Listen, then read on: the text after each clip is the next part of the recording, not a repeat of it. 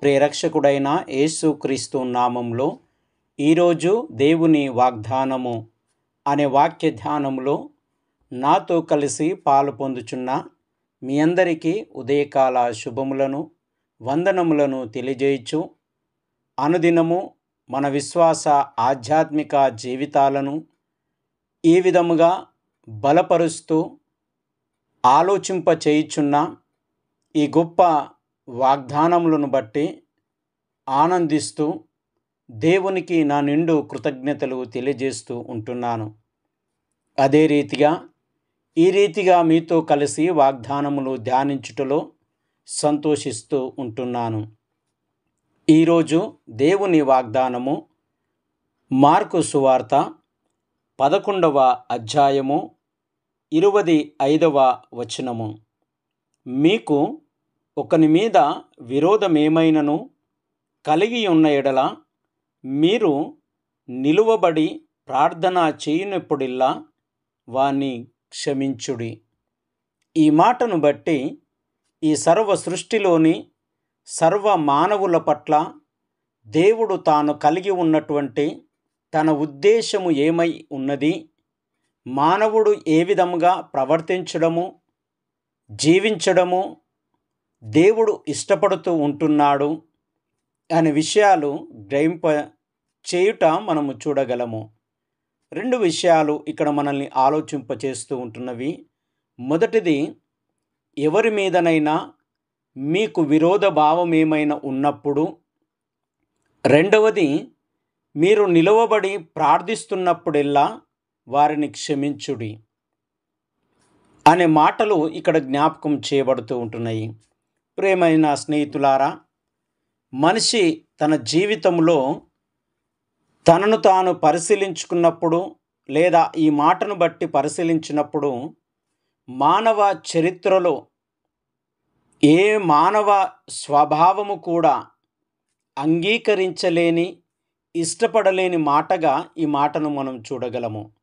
ఎందుకంటే మనము క్షమించాలి అనేటటువంటిది కానీ, మన విరోధులను క్షమించాలి అనేటటువంటిది కానీ మనకు అంతగా ఇష్టమున్నటువంటిది కాదు.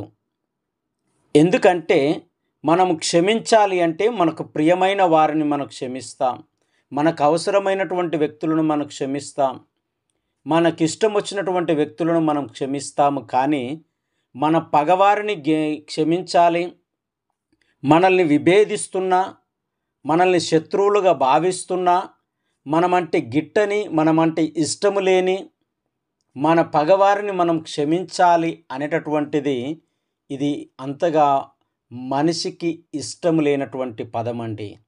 ఇది అసాధ్యము కూడా.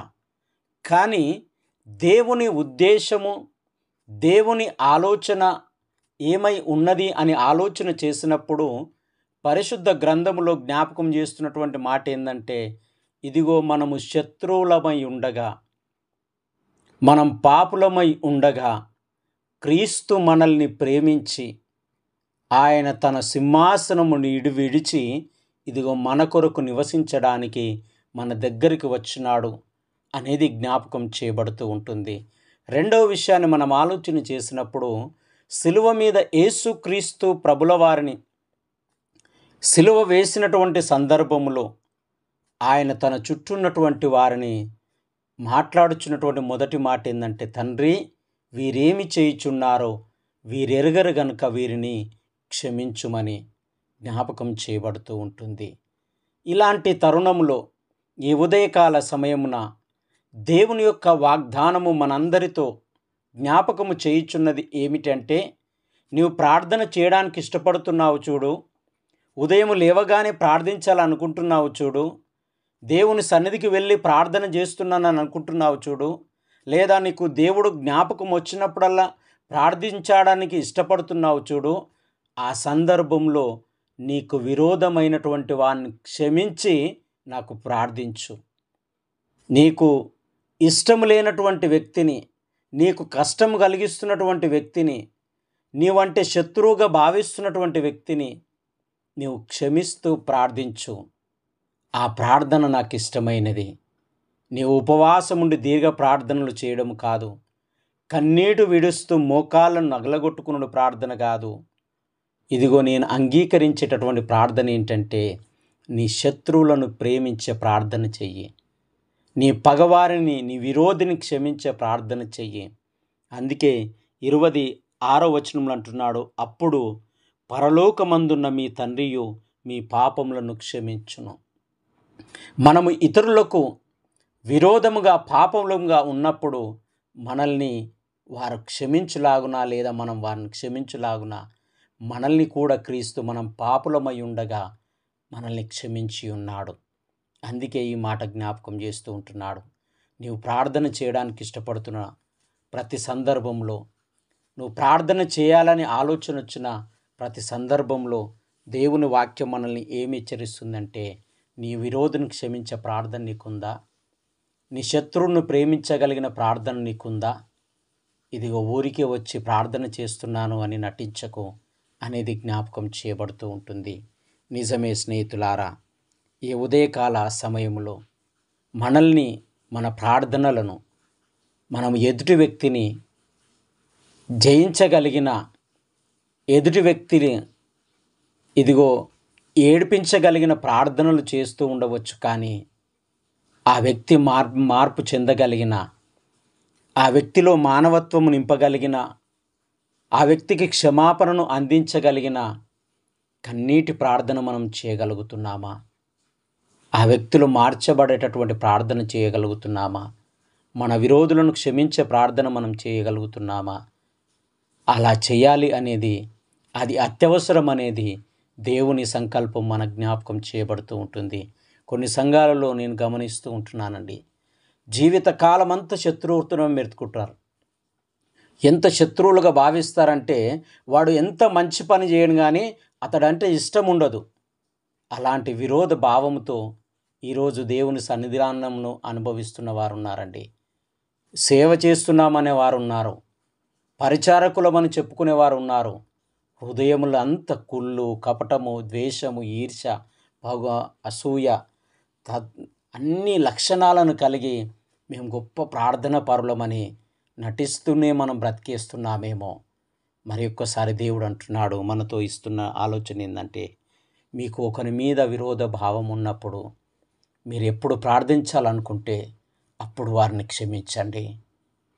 మనస్ఫూర్తిగా మీరు ప్రార్థించినప్పుడు ఆయన క్షమించబడతాడు అనేది దేవుడు మనకి అవకాశం ఇస్తూ ఉంటున్నాడు. ఈ మాటలు దేవుడు దీవించి ఆశీర్వదించునుగాక. పరిశుద్ధుడా, ప్రేమగల తండ్రి, మహోన్నతుడా, నిజమే ప్రభువా, మేము గొప్ప ప్రార్థన పరులమని చెప్పుకుంటూ ఉండవచ్చు, గొప్ప జ్ఞానవంతులమని చెప్పుకుంటూ ఉండవచ్చు, దినమునకు ఎన్నో మార్లు ప్రార్థిస్తూ అనేకులను కన్నీరు గార్చేటటువంటి హృదయాలుగా నింపుతూ ఉండవచ్చు. కానీ మా ఎదుటివాన్ని క్షమించే, మా శత్రువును క్షమించే ప్రార్థన మా దగ్గర ఉందా అనే ఆలోచన చేయుటకు ఈ అవకాశం ఇచ్చినందుకు మీకు వందనాలు చెల్లిస్తూ ఉంటున్నా. ఒకవేళ ఇప్పటివరకు మేము క్షమించలేకపోతే, ఇదిగో ప్రతి ఒక్కరిని మీ నామంలో క్షమిస్తూ ఉంటున్నాం, మా విరోధులను సైతం క్షమిస్తూ ఉంటున్నాం అని మేము ప్రార్థిస్తూ, నీ ఎదుట నీ క్షమాపణ పొందుకోవడానికి కృపను అనుగ్రహించమని ప్రార్థిస్తూ ఉంటున్నాం.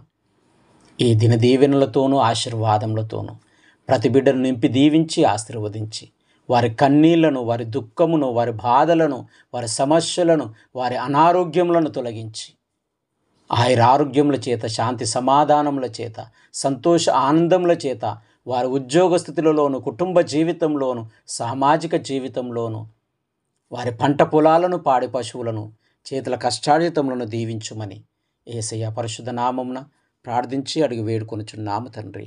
త్రియేక దేవుని యొక్క దీవెన, ఆయన నిత్య సమాధానము మనందరికీ తోడుని దీవించి ఆశీర్వదించును గాక. ఆమేన్.